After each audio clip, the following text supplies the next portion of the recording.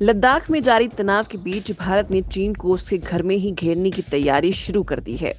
भारत की इस आक्रामक रणनीति में चीन के सताए उसके कई पड़ोसी देश सहयोगी बनने को तैयार हैं। वियतनामी नौसेना तो 26 और 27 दिसंबर को भारतीय नौसेना के साथ दक्षिण चीन सागर में युद्धाभ्यास करने जा रही है। इसके अलावा चीन से बढ़ते खतरे को देखते हुए वियतनाम सहित इंडोनेशिया, थाईलैंड, सिंगापुर और फिलीपींस भारत की ब्रह्मोस मिसाइल को खरीदने के लिए भी बेकरार हैं। इसी महीने 21 दिसंबर को भारत और वियतनाम के बीच प्रधानमंत्री स्तर पर शिखर सम्मेलन आयोजित किया गया था, जिसमें दोनों देशों के बीच इंडो पैसिफिक क्षेत्र में चीन की बढ़ती आक्रामक नीतियों के खिलाफ आपसी सहयोग पर भी सहमति बनी।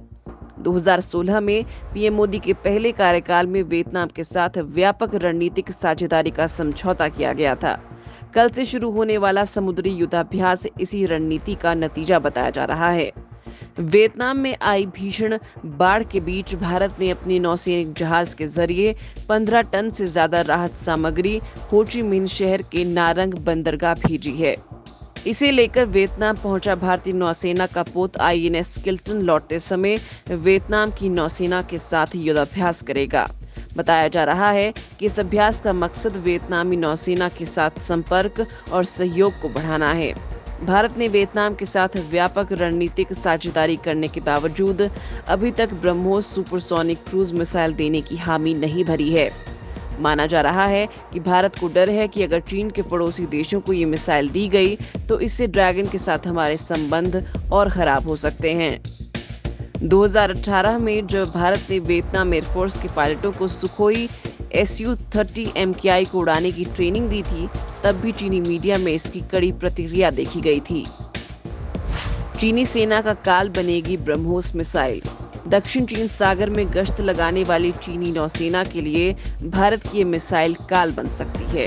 ये दुनिया की एकमात्र ऐसी मिसाइल है जो समुद्र, पानी और हवा तीनों माध्यम से फायर की जा सकती है। ये मिसाइल 300 किलोग्राम तक पारंपरिक और परमाणु वॉरहेड ले जाने के साथ अपने निशाने को सटीकता के साथ भेदने में सक्षम है। इसकी स्पीड भी 2.8 मैक से ज्यादा है। इस कारण कोई भी चीनी मिसाइल रक्षा प्रणाली भारत के ब्रह्मोस को रोक नहीं सकती है। चीन कभी नहीं चाहेगा कि वियतनाम के पास भारत की ब्रह्मोस मिसाइल आए। इस मिसाइल की रेंज में तब सीधे तौर पर चीनी युद्धपोत आ जाएंगे।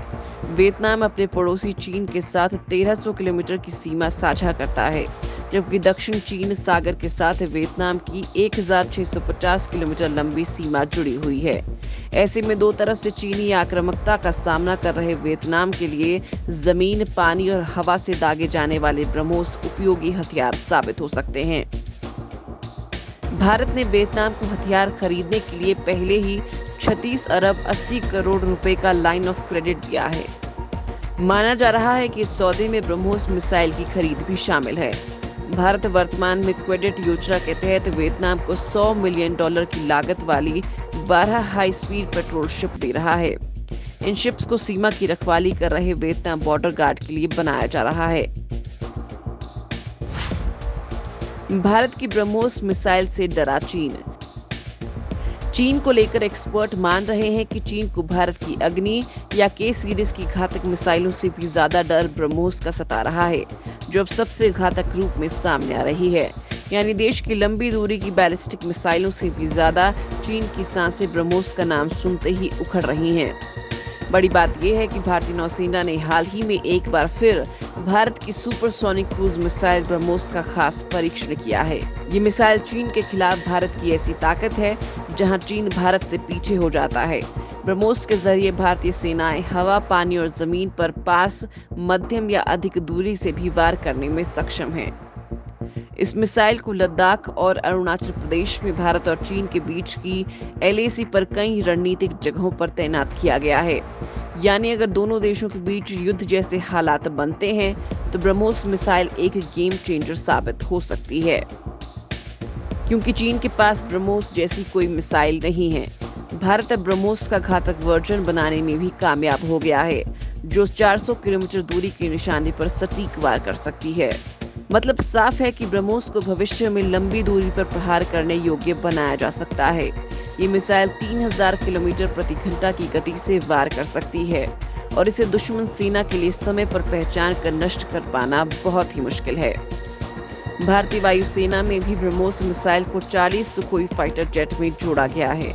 इससे भारतीय वायुसेना की मारक क्षमता में कई गुना इजाफा हो गया है। अब भारतीय वायुसेना 3000 किलोमीटर तक मौजूद निशानों को ध्वस्त कर सकती है। ये मिसाइल लंबी दूरी के लक्ष्यों को भेदने के लिए डिजाइन की गई है, जिसमें चीन का बहुत सारा इलाका इसकी जद में आ जाता है। ब्रह्मोस के खूंखार वर्जन पर चल रहा काम। दोस्तों, भारत ब्रह्मोस मिसाइल के अपग्रेड वर्जन पर काम कर रहे हैं। ये पुराने वर्जन से ज्यादा एडवांस होगा। नए वर्जन की रेंज 600 किलोमीटर होगी। ऐसा अनुमान है कि इसकी क्षमता पुरानी मिसाइल से 9 गुना ज्यादा होगी।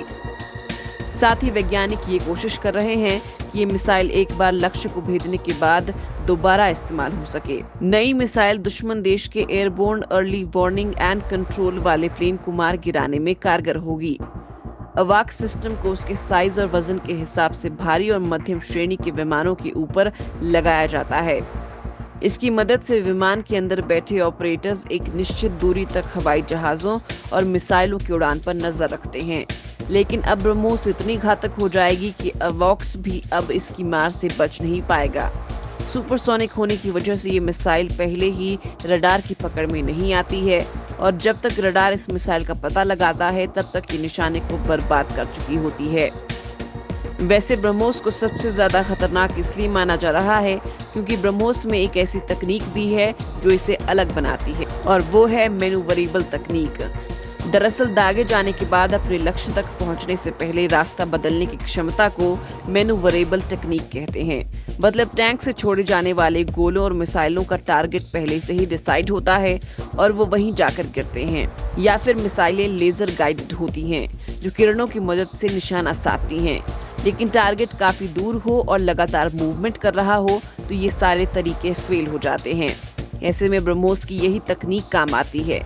यानी अगर मिसाइल के दागे जाने के बाद टारगेट अपनी जगह से हटने लगे तो उसके मुताबिक ये भी अपनी दिशा बदल लेती है और उसे खाक करके ही दम लेती है। ब्रह्मोस की यही खासियत इसे बाकी मिसाइलों से अलग करती है।